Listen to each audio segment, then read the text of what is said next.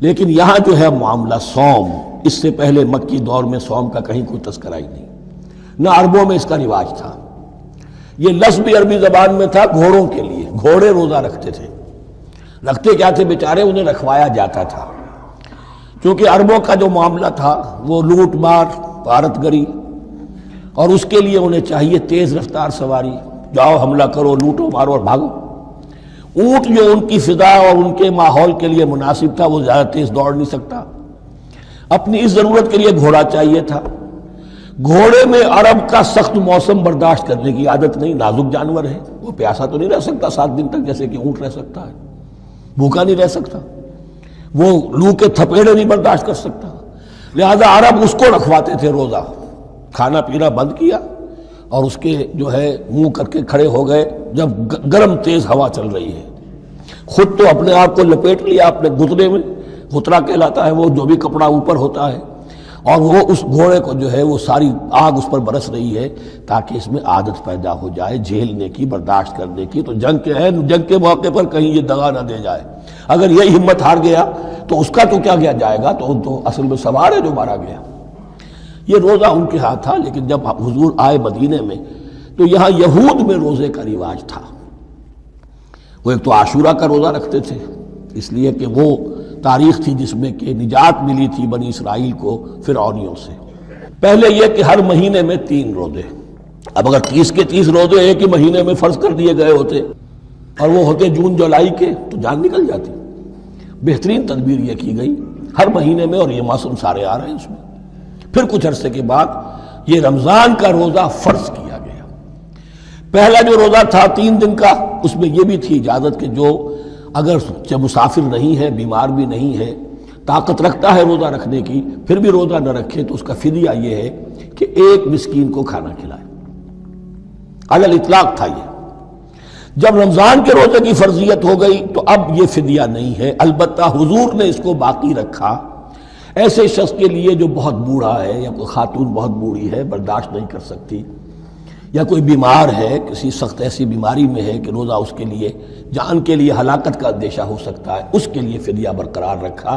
عام طور پر صحت مند شخص جو مسافر بھی نہ ہو اس کے لیے یہ رعایت ختم ہو گئی۔ یہ ہے ان آیات کی تعبیر جس پر میں پہنچا ہوں، اور بہت پہلے پہنچ گیا تھا، لیکن چونکہ اکثر مفسرین نے یہ بات نہیں لکھی ہے تو میں جھجکتا رہا، لیکن بعد میں مجھے معلوم ہوا کہ مولانا انور شاہ کاشمیری رحمۃ اللہ علیہ کی رائے یہی ہے، تو مجھے اعتماد ہو گیا، اور پھر مجھے اس کا ذکر جو ہے یہ تفسیر کبیر میں امام راضی کے ہاں بھی مل گیا کہ متقدمین کے ہاں یہ رائے موجود تھی کہ پہلی 2 آیتیں جو ہیں اس روزے سے متعلق، یہ رمضان کے روزے سے متعلق نہیں ہیں، بلکہ وہ 3 ہر مہینے کی 13، 14 اور 15 ایام 20 کے روزے حضور نے بعد بھی رکھے ہیں نفلاً، لیکن شروع میں یہ 3 روزے رکھنے کا حکم دیا گیا تھا۔ پہلی 2 آیتیں اس 6 آیتوں پر مشتمل رکوع، اور یہ ایک عجیب مقام ہے۔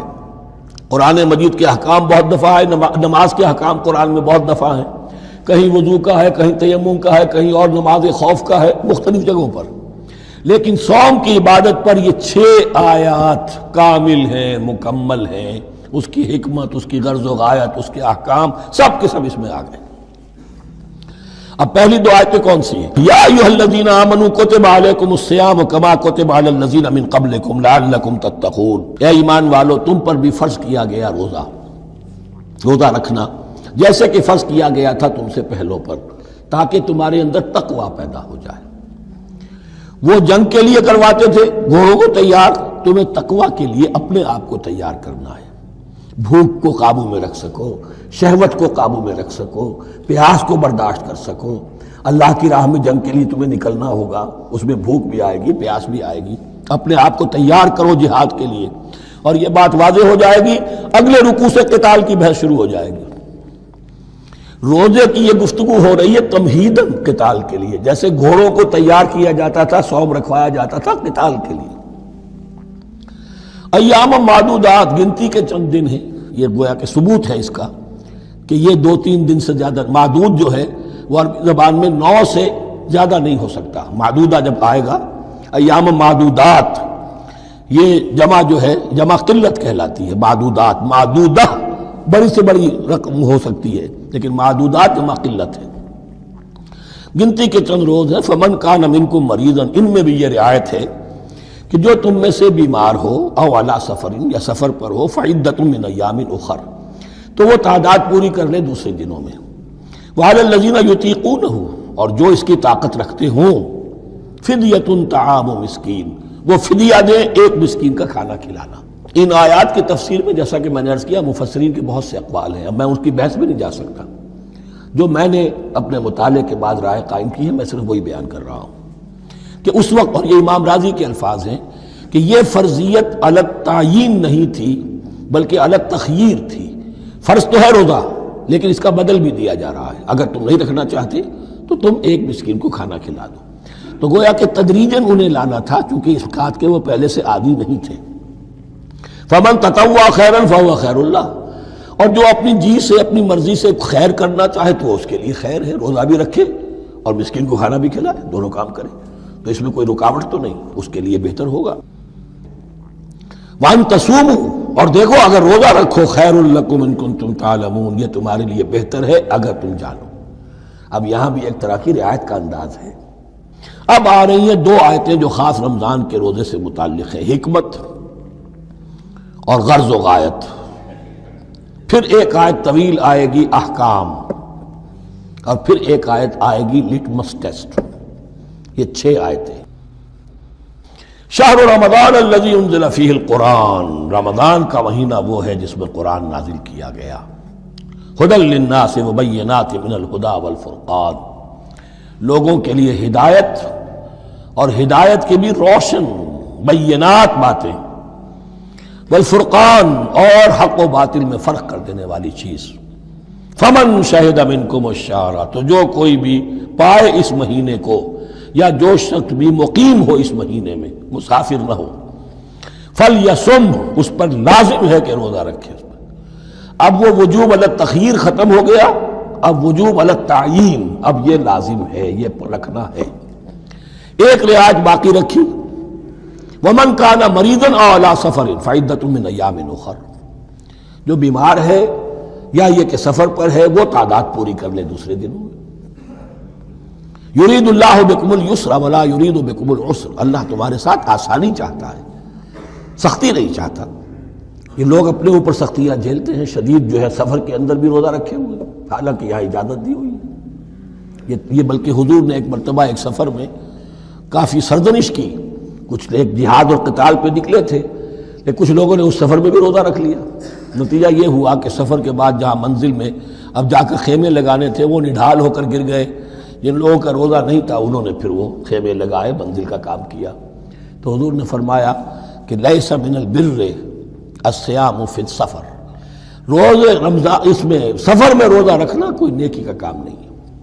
لیکن ہمارا تصور اور ہے، 105 بخار چڑھا ہوا ہے، روزہ نہیں کھولوں گا میں، روزہ تو میں نے رکھا ہوا ہے، یا روزہ تو میں نہیں چھوڑوں گا۔ حالانکہ جہاں رعایت اللہ کی ہے اس رعایت سے فائدہ نہ اٹھانا ایک طرح کا کفران نعمت ہے۔ وَلِتُكْمِلُوا الْعِدَّةَ، لیکن تمہیں عدت اور تعداد اب پوری کرنی ہوگی۔ وہ جو تھی ایک رعایت کہ فدیہ دے کر فارغ ہو جاؤ، وہ نہیں ہے۔ وَلِتُكَبِّرُوا اللَّهَ عَلَىٰ مَا هَدَاكُمْ، اور تاکہ تم تکبیر کرو اللہ کی اس پر کہ جو اس نے ہدایت تمہیں عطا فرمائی۔ وَلَعَلَّكُمْ تَشْكُرُونَ، اور تاکہ تم شکر کر سکو اس نعمت عظمیٰ کا جو قرآن حکیم کی شکل میں تمہیں دی گئی ہے۔ اس موضوع پر میرا کتابچہ عظمت صوم اور عظمت صیام و قیام قرآن، اس میں یہ سارے مضامین تفصیل سے آئے ہیں، کیا حکمت ہے، کیا غرض و غایت ہے، کیا مقصد ہے، اور آخری منزل کیا ہے، وَإِذَا سَأَلَكَ عِبَادِي عَنِّي فَإِنِّي قَرِيبٌ۔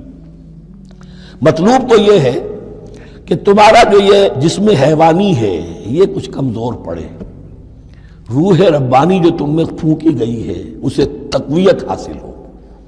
دن میں روزہ رکھو، اس حیوانی وجود کو ذرا کمزور کرو، دباؤ اس کے تقاضوں کو، رات کو کھڑے ہو جاؤ، اللہ کا کلام سنو اور پڑھو، تاکہ تمہاری روح کی آبیاری ہو، اس پر آب حیات کا ترشح ہو۔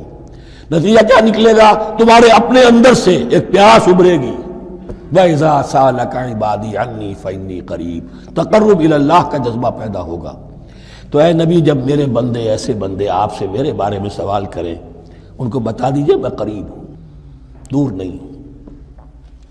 یہ حقوق انسانی کا میرے نزدیک دنیا میں سب سے بڑا میگنا کارٹا ہے۔ اللہ اور بندے کے درمیان کوئی فصل نہیں ہے، فصل اگر ہے تو تمہاری اپنی خباثت ہے، اگر تمہاری نیت میں فساد ہے، حرام خوری تو کرنی ہی کرنی ہے، تو اب کس منہ سے اللہ سے دعا کرو گے؟ پھر جاؤ گے کسی پیر کے پاس، آپ دعا کر دیجئے، یہ نذرانہ حاضر ہے؟ یہ طریقہ کیا ہے؟ انسان کا نفس حائل ہے اور کوئی نہیں، ورنہ ہم تو مائل بے کرم ہیں، کوئی سائل ہی نہیں، راہ دکھنا ہے کسی رہنوی منزل ہی نہیں، کوئی پوپ نہیں، کوئی پنڈت نہیں، کوئی پادری نہیں، کوئی پیر نہیں، کوئی نہیں، جب چاہو اللہ سے ہم کلام ہو جاؤ، اس سے بڑا حق کیوں خالق و مخلوق میں حائل رہے پردے پیران کنیسہ کو